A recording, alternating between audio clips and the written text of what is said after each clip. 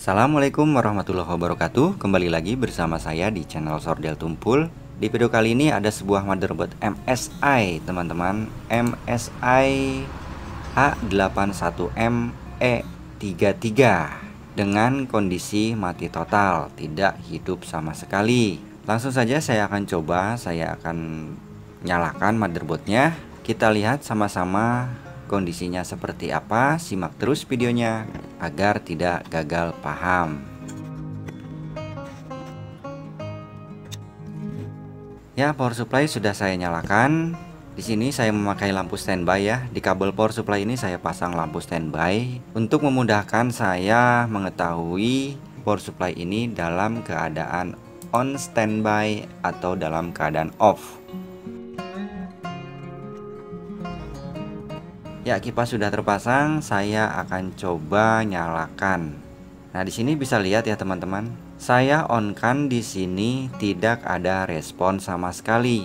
Motherboard ini mati total. Pada kasus motherboard yang mati total seperti ini, cara menganalisa yang pertama adalah menganalisa bagian power supply inputnya atau bagian sumber tegangannya. Kita lepas dulu bagian ATX 12 voltnya, lalu coba nyalakan kembali motherboardnya tanpa menggunakan pin ATX 12 volt. Nah, jika setelah dilepas pin ATX 12 volt kita on kan tetapi tetap tidak menyala, kemungkinan kerusakannya ada pada jalur ATX yang ini, yang pinnya banyak.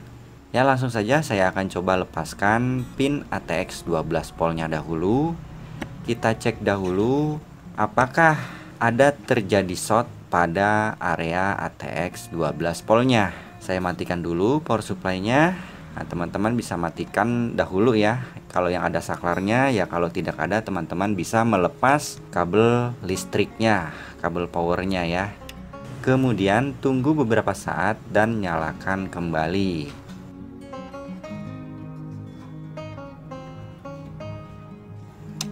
Ya, power supply sudah saya nyalakan. Lalu saya coba on kan motherboardnya. Dan hasilnya pen berputar sebentar ya. Saya coba lagi. Ya, pen berputar sebentar. Nah, jika kondisi motherboard seperti ini, permasalahannya adalah ada pada jalur ATX 12 volt. Saya coba pasang kembali ATX 12 voltnya. Power supply tetap on, lalu saya akan coba nyalakan kembali. Dan hasilnya motherboard tidak hidup setelah ATX 12 volt dipasang. Saya akan coba lepas kembali pin ATX 12 voltnya.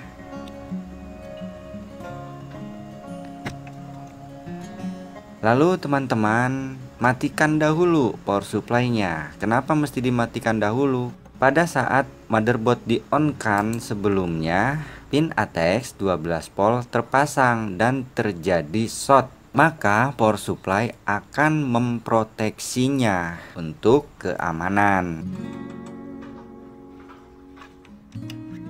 Saya matikan dulu power supply-nya.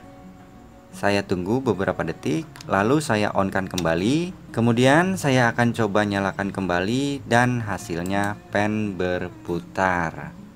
Kondisi seperti ini sudah pasti kerusakan ada pada area ATX 12. Kerusakan pada area ATX 12 volt ini bisa terjadinya kerusakan pada MOSFET dan bisa juga pada IC PWM, kapasitor SMD, dan kapasitor elektrolit atau elko yang terhubung langsung pada pin ATX 12 voltnya. Sebelum mengeksekusi lebih jauh atau melakukan pengukuran, teman-teman pastikan dulu kondisi motherboardnya seperti apa. Nah, di sini saya melihat kondisi motherboardnya sudah mulai menghitam atau setengah karat. Sini sudah banyak sekali karat ya, sudah menghitam. Nah, di sini kita amati ya teman-teman, kita amati kondisi motherboardnya.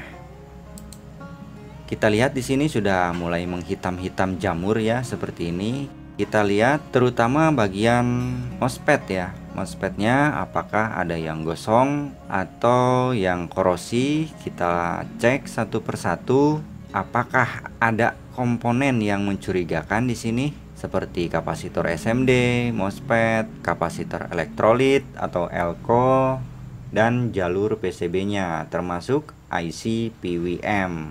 Nah, di sini kita perlu ketelitian ya teman-teman. Kita cek dahulu satu persatu pada area Vcore.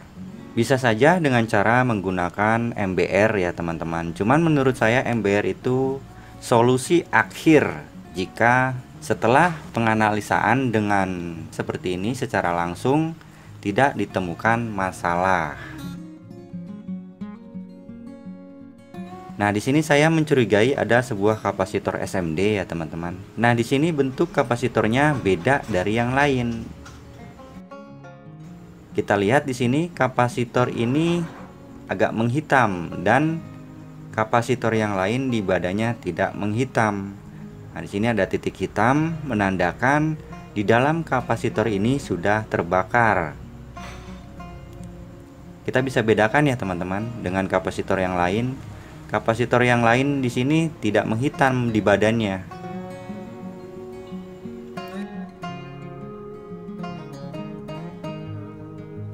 Untuk memastikan, kita akan coba ukur saja dahulu pin ATX-nya. Seberapa parah shortnya.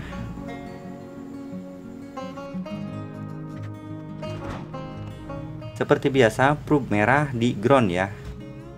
Saya menggunakan kali 1. Saya ukur di pin ATX 12 voltnya. Ternyata shortnya sangat parah. Jarum apometer menunjukkan 0. Ini shortnya sudah benar-benar parah.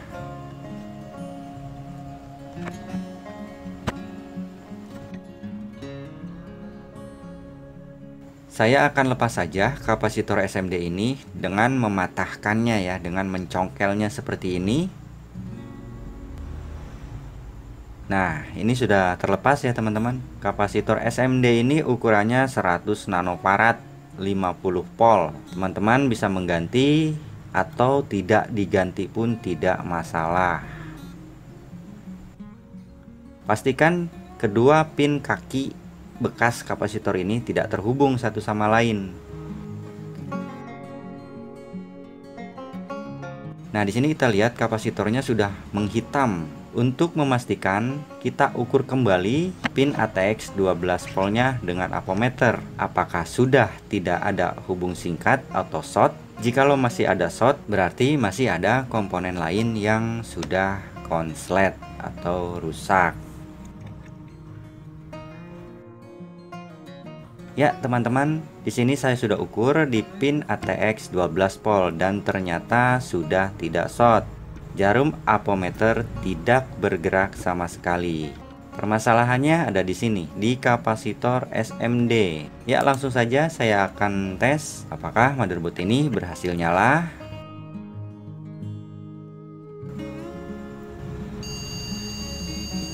Dan hasilnya nyala, teman-teman ya.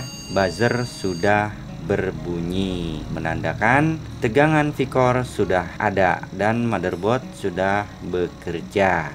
Apakah bisa tampil ke layar monitor?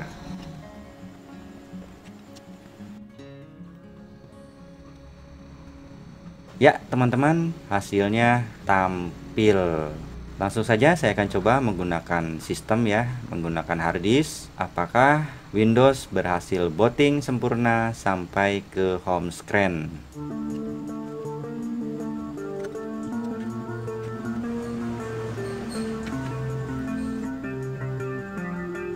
Saya nyalakan kembali, kita tunggu hasil booting Windows-nya.